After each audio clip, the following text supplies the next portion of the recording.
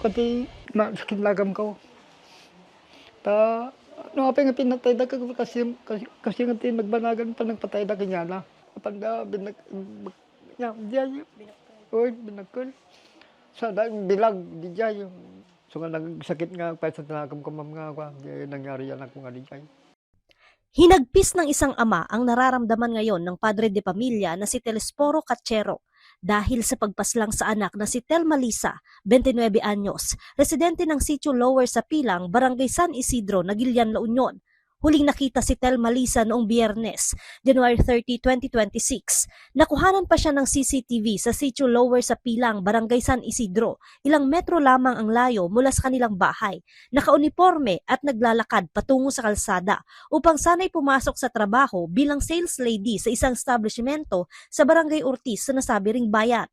Sa nasabing araw, hindi na rin umano nakauwi sa kanilang tirahan si Telma Lisa. Nag-report na raw ang kanyang ama sa pulisya at sa investigasyon ng PNP na pag-alaman na hindi nakapasok sa trabaho ang biktima noong January 30. Unang nai-report na missing o nawawala ang biktima. Mula sa kanilang tirahan, 1 kilometro ang araw-araw na nilalakad ng biktima patungo dito sa waiting shed kung saan siya kada araw ay nag-aantay ng masasakyan. Sa tinagal-tagal ng routine ng biktima, kampante na umano ang kanyang mga magulang na walang masamang mangyayari sa kanya o anumang krimen na magaganap. Sementado ang kalsada sa Barangay San Isidro pero kapansin-pansin na kakaunti lamang ang mga sasakyang dumadaan. Pero alas 7:30 ng umaga kahapon, February 2, 2026, nadiskubre si Telma Lisa sa bakanting lote sa Sitio Malyari sa Barangay San Isidro na wala ng buhay, nangingitim at nasa state of decomposition. Aksidente itong nadiskubre ng residente na magpapastol sana ng kalabaw sa lugar. Open area mat nga iti party ko iti bantay nga talaga dijay. So dijay nakaidda dijay nga makita nga nabagkali so na sigun iti cause of death nata idi in-examine dati doktor tayo idi pa autopsy tayo ket ko ket nagiso ko nga imay nga nagkasis kanya mi ket ko dajay mismo nga bagna nakasuot pa lang digay bagna or dajay ayan ti side na digay bagna nga nagkarga anti balon na danom na di bagna ket nakasuot kanya na tapos dajay na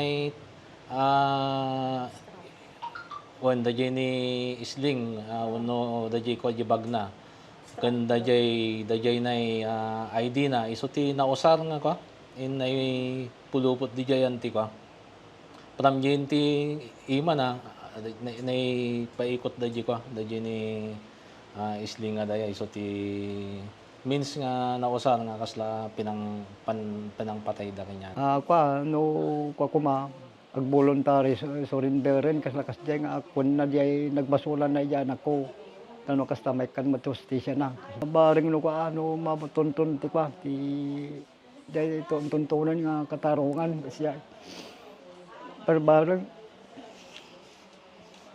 sakit ako sakit dagam ko talaga ma'am. Ang lugar kung saan natagpuan ang bangkay, 1 kilometro at 30 metro ang layo sa bahay ng biktima at 30 metro ang layo mula sa waiting shed kung saan nag-aabang ng masasakyan si Telma Lisa. Kinumpirma ng Naguilian Police na walang nangyaring panggagahasa sa biktima. Intact din ang suot na uniforme ni Telma Lisa, maging ibang gamit ng biktima. Pero nawawala ang kanyang cellphone. May person of interest na rin umano ang PNP kaugnay sa krimen. Karon tayo iti reenactment ko no hanga dijay iti ko iti nakapasamakan na ahan ko man nga ko nakasuot dijay bag na dijay gamit na ta no mabagkat so na matinnagan dijay ko sila ko maji tumbler na kasi yung umahan naka-intact so na nga talaga so ada posibilidad na nga talaga nga daytoy kinaramid daytoy ket amo na nga talaga amo na daytoy Talaga na singpot dato yung anak ko nga dato. Na istorya na nga kalaban na sir. Awan ma'am, awan ta nag-anos natin nagsingpot. Ta hangagalgala nga ron ako no mga kasarita ngagsasao nakaboy hanga iso natin mangibagat niya mangiroiti conversation kasi kastoy dato anak ko nga dato.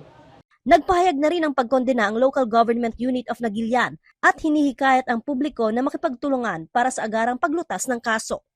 Joan Punsoy, Balitang Solid North.